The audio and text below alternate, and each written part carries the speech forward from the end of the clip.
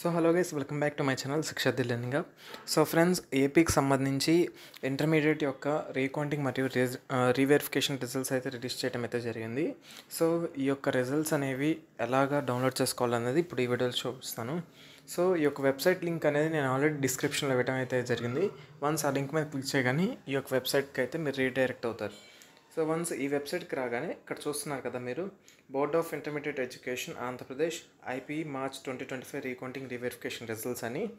So ఇక్కడ మీ యొక్క roll number enter చేయాల్సి ఉంటుంది. అదేవిధంగా మీకు ఏదైతే రీకౌంటింగ్ లేదా రీవెరిఫికేషన్కి అప్లై చేసేటప్పుడు రిజిస్ట్రేషన్ నెంబర్ అనేది ఉంటుంది కదా, ఆ రిజిస్ట్రేషన్ నెంబర్ అనేది లేదా అక్నాలెడ్జ్మెంట్ నెంబర్ అని కూడా అంటారు, అది ఇక్కడ ఎంటర్ చేయాల్సి ఉంటుంది.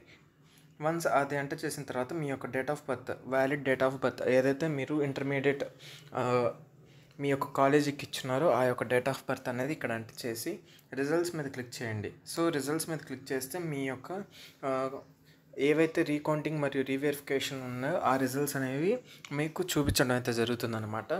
అదేవిధంగా ఈ యొక్క అప్డేటెడ్ రిజల్ట్స్ అనేవి మీ యొక్క మార్క్స్ మెమోలో ఎప్పుడు రిఫ్లెక్ట్ అయ్యి కొత్తవి వస్తాయని అడుగుతున్నారు. సో ఎప్పుడైతే ఈ యొక్క మార్క్స్ చేంజ్ అయ్యాయి అనుకుంటున్నారో, అంటే మీకు ఇక్కడ చూపిస్తుంది కదా చేంజ్ అయ్యాయని, ఆ చేంజ్ అయిన మార్క్స్ అనేవి మీకు ఇప్పుడే రావన్నమాట. సో ఫైనల్ ఏదైతే అందరికీ కలిపి ఒకటే మార్క్స్ లిస్ట్ ఇస్తారు కదా ఒకేసారి, ఆ మార్క్స్ లిస్ట్లో మీకు ఈ అప్డేటెడ్ అయితే వస్తుందన్నమాట. సో ప్రీవియస్గా ఒకటి అప్డేటెడ్ ఒకటి ఇట్లా ఏం రావు, అన్నీ కలిపి అప్డేటెడ్ వర్షన్ ఒకటే వస్తుంది. ఆ మార్క్స్ లిస్ట్ అనేది మీకు ఇప్పుడే రాదు, టైం పడుతుంది అనమాట. ఆ మార్క్స్ లిస్ట్ అనేది మెయిన్ ఇంపార్టెంట్ అన్నిటికీ.